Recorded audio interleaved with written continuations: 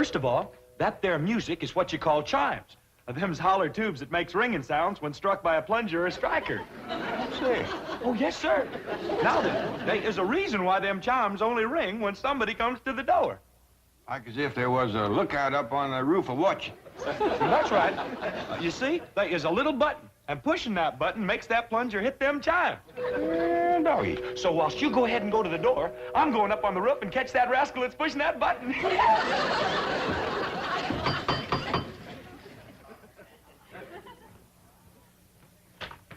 Well, howdy, ladies. Come in, come in. Good morning. Good morning, Mr. Clampett. Have a chitlin.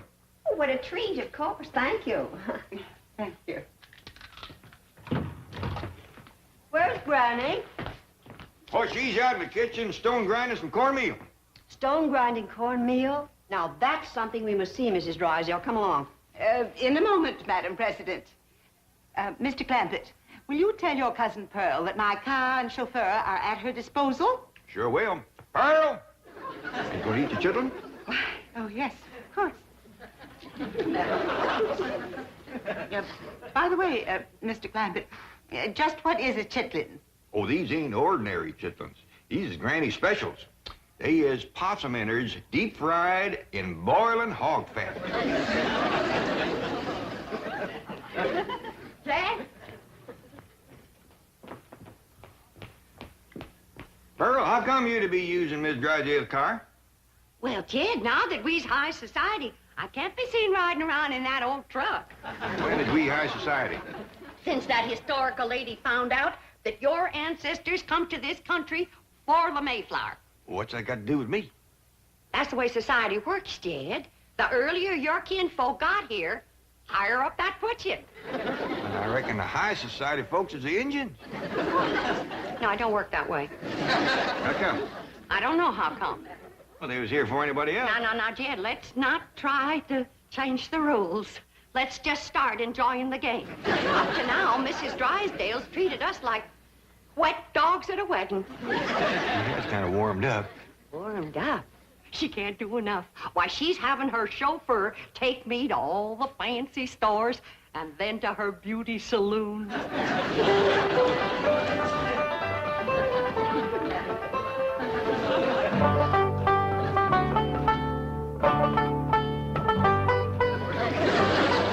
I'm certain there must be an easier way to grind corn. Oh, there is. Now, back home, we took our turn of corn to the grist mill down by Catfish Creek. Here in Beverly Hills, they ain't got no creek nor river to turn the mill wheel. So we have to go back to grinding corn like we learned from the Indians. But surely any supermarket would... Mrs. Drysdale, this is a priceless experience. A direct contact with the past. You can read about these things. But to actually participate in activities familiar to our ancestors it's to hold history in our hands. I don't think I could hold anything in mine. Smarter might, do they? I'm afraid they do. Isn't it shameful how soft we've gotten? Well, you come on over here, Miss Drysdale. There ain't nothing like hot soapy water good for sore hands. Oh, thank you. And this here soap will take the sting out of the pain. You're very kind. And while you got your hands in the hot soapy water, why, you might as well do a few of these dishes. Dishes? Well, you seem to set quite a store on handling all of these old historical pewter pots and pans. Oh, I do. I do. But I have to meet my husband at his bank immediately. In fact, I'm late now. But don't you worry, Miss Drysdale. I'll save up a bunch of thrills for you, like churning and lye making and corn husking and chicken plucking and goat milking.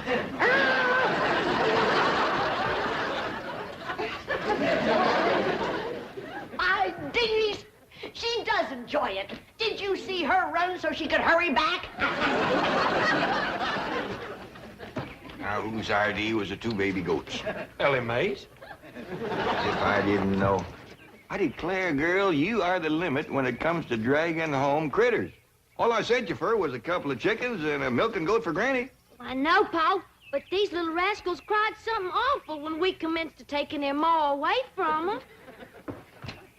Oh, dear, I forgot that Pearl has my car. Oh, Miss Drysdale, is someplace you gotta go? Yes, to the bank to see Milburn. I'll call a cab. Oh, no, that'd be downright unneighborly of us to let you do that. Would Jethro and Ellie Mae can drive you down there? Sure will. In this truck? Yeah, one good turn deserves another. After all, you let Pearl take your car. Oh, yeah, you can have the back seat all to yourself, Miss I'm Drysdale. in terrible hurry. I better call a what? Ain't nobody can get you there faster than we can, Miss Drysdale. Don't worry, Miss Drysdale. This hickory bench is tied on good and tight. Yeah, but Here, Mrs. Drysdale, you can hold that little fella so he won't bother me when I drive. Now, remember, she's in a hurry, but drive careful, Jethro. I think I better not go with you.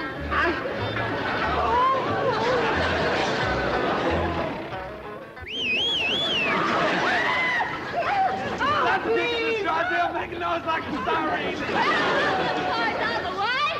Come on, move over.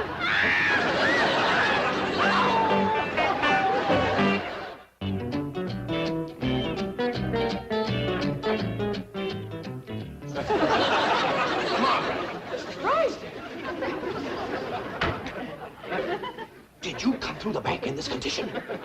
Shame on you. How could you explain this? The Clampett. I don't want to hear any more complaints about the Clampetts. Oh, they may be a bit unrefined, but at least they don't run around the streets of Beverly Hills smashed. What happened to your beautiful spring hat? Oh. Oh, boy, the crying jag. Get some coffee, I'll get her walking. Molly, I can't understand. I can't understand this. I have never seen you take a drink before the cocktail hour. Let go of me. Margaret, please lie down. I will not. Now, you're not going to be one of those kind of drunks, are you? I am not intoxicated. I'm mortified. The word is ossified. When you listen to me, the Clampetts are to blame for this. Oh, of course. And I suppose Granny gave you some of her corn? A huge bowl like this. Here we are, Mrs. Drysdale. Have a sip of this. Thank you, I shall. Oh, that does help. Tell me, confidentially, what did happen to your hat? It was eaten by a goat. Have some more coffee, Margaret. Mrs. Drysdale, you really must get a grip on yourself. Now, if Mrs. Smith Standish verifies that the Clampetts are indeed first family material, then you too will be in the spotlight. I'll be in the hospital. Oh, Margaret. So help me, if those uncouth hillbillies become my social peers, life will cease to be worth living. Oh, Miss Hathaway, take me home. Margaret. What happened to your car? Did it get smashed, too? Cousin Pearl has it. Oh!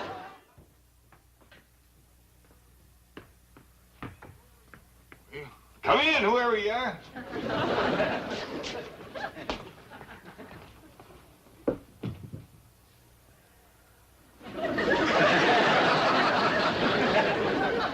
Bonjour, Jed. Who are you? Pearl, s'il vous plaît. Pearl who? Your cousin. Pearl. What'd they do at you at that beauty saloon? That's salon, s'il vous plaît. And they made me glamorous. That ruined your hair. You took out all the color and the curl, too. This ain't my hair. This is what you call a flatter wig. All them high society women is wearing them now. How come? Ain't they got no hair of their own? Of course they have. But variety is the spice of life. See, What's that s'il vous plaît? I thought you'd never ask. That there's French. What does it mean? I don't know. But all them society women in the beauty salon kept a saying it to the fellas that was fixing their hair. I tell you, Jed, we gotta learn us some French if we're gonna be in high society. Oh, Mr. Chauffeur, you may go, s'il vous plaît. Very good, madam. Good day, sir. Yes, sir. Sure is, if it don't rain. See it? That's the way to live. A big limousine and a livered chauffeur. And then folks just know you's high society. All you gotta do is say a few of them French words, and they go to bowing and scraping all over the place. What's all this stuff? them surprises for everybody. High society prizes. You ain't getting me in one of them wigs. Uncle Jed, Granny wants... Bonjour, monsieur. Who's she? Give me a mall. S'il vous plaît, n'est-ce pas? Ma? Where'd you learn how to speak Italian? Hey, Granny, Ellie Mae, come look at Ma. She fell head first in a flour barrel. We got our work cut out for us, making high society out of that one. You can see who play that again. Hey, her! Killing me, high society ladies don't go around carrying goats. Well, Miss Drysdale held one on her lap all the way to the bank. Didn't she, Jethro? Oh, yeah. What's all the commotion in here? Looky yonder at glamorous Cousin Pearl.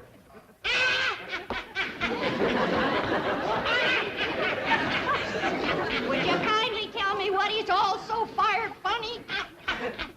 You wouldn't know a high society woman if you'd see one. Well, I sure don't see one around here. Hey, look at all the fine surprises here Cousin Pearl brung for us. What'd you bring What'd you bring for me, Ma? Now, you find out. Now, I did a lot of checking today, and I found out that high society folks, especially rich ones like us, they have what you call hobbies. Hobbies and sports. What's them? Them things to keep them busy, because they don't do no work. Well, that lets me out. No, Granny, it's all right to work, long as the other high society people don't know you work. You see, high society folk is always bored. How come? I ain't sure. Probably because they don't work. Well, why don't they just work and not bother with, Now, Jeff, let's not go to changing the rules again. We're just getting into the game. All right, Pearl, tell us what you want to do. Well, Mrs. Smith-Standish said they might be wanting to take our picture for the high society page in the newspaper. So I figure we gotta look like high society. Now, all of you go and put your clothes on, and when Miss Smith-Standish sees us, she won't have to be shamed. I don't think I want to get mixed up in this nonsense. Granny, please. Oh, come on, Granny. Since it pleasures Pearl so much, it can't hurt us none. Besides, Pearl knows a lot more about high society than we do. Thank you, Jeff. Jeff? Mrs. Smith-Standish, it gives me great pleasure to present my blood cousin, that international millionaire and high society sportsman, Mr. J.D. Clampett. Jed!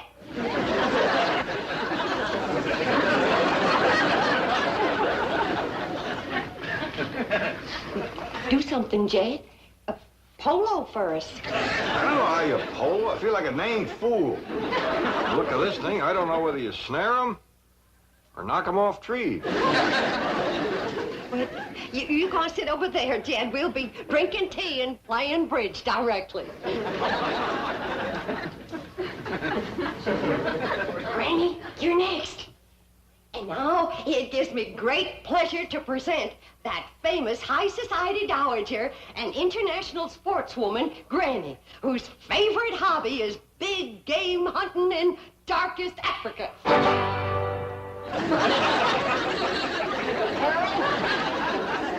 It's a good thing for you this gun ain't loaded. Granny, you go on over there and sit down, and we're gonna have tea and bridge. Now, those of us who is high society knows there just ain't nothing more cultured than ballet dancing. And so it gives me great pleasure to present them wealthy, bored, international young'uns whose favorite hobby is ballet dancing, Ellie Mae and Jethro. How beautiful. That's only half. Come on out, Jethro. I ain't gonna do it. Jethro, come on out. I don't want to, Ma. You look fine. You're just dripping culture.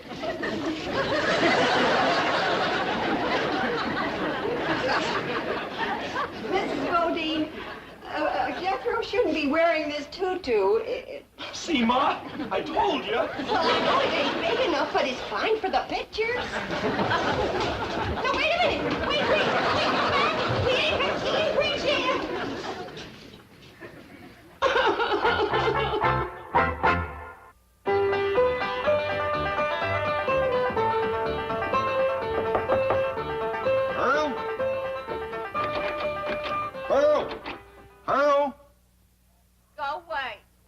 Pearl, come on out. Don't sit in there and sulk.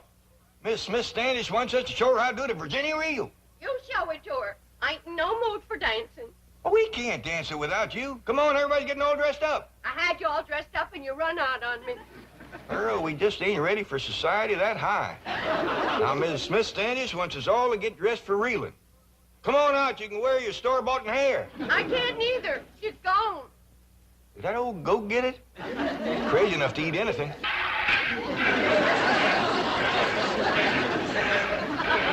Oh, you're doing beautifully, Mrs. Drysdale. I'm proud of you. She sure got the hands for it, ain't she? Miss Drysdale, your husband's here. He's going to dance with us. Thank goodness. Oh, my hands. My hands. They'll never be the same again. There's nothing like milking a goat to pretty the hands. Come on, Granny. We're getting ready for the Virginia reel. I'll fetch your lap organ in for you. Oh, Mrs. Drysdale, have you seen this priceless antique lap organ? Oh, so that's what it is. I mean, it's marvelous. You like music, Miss Drysdale? I adore music, especially the authentic lap organ. I reckon Granny will let you have a turn, won't you, Granny? Why, sure. Mrs. Drysdale, did you hear that? Oh, what a red-letter day this is for you. Oh, yes, indeed it is, Madam President. Well, come on, let's get in there and get at it.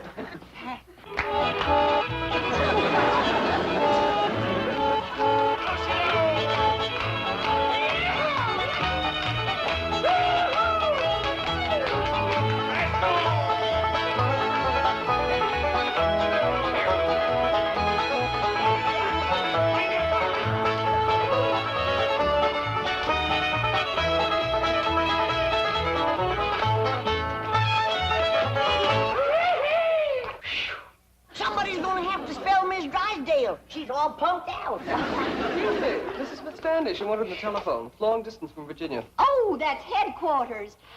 Mr. Clampett, if our genealogical records confirm those entries in your family Bible, you will make headlines from coast to coast. Your pictures will be in every newspaper.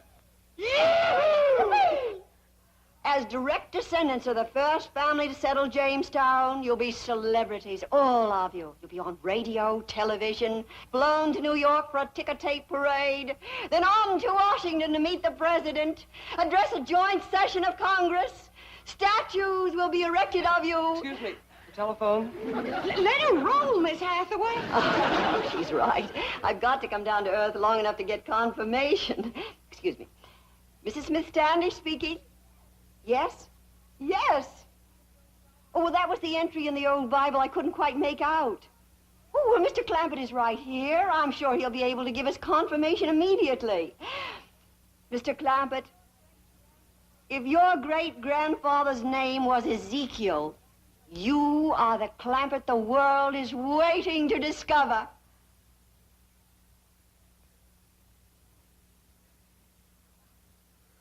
Well, now, I kind of hate to disappoint you, ma'am, but his name was Jeremiah.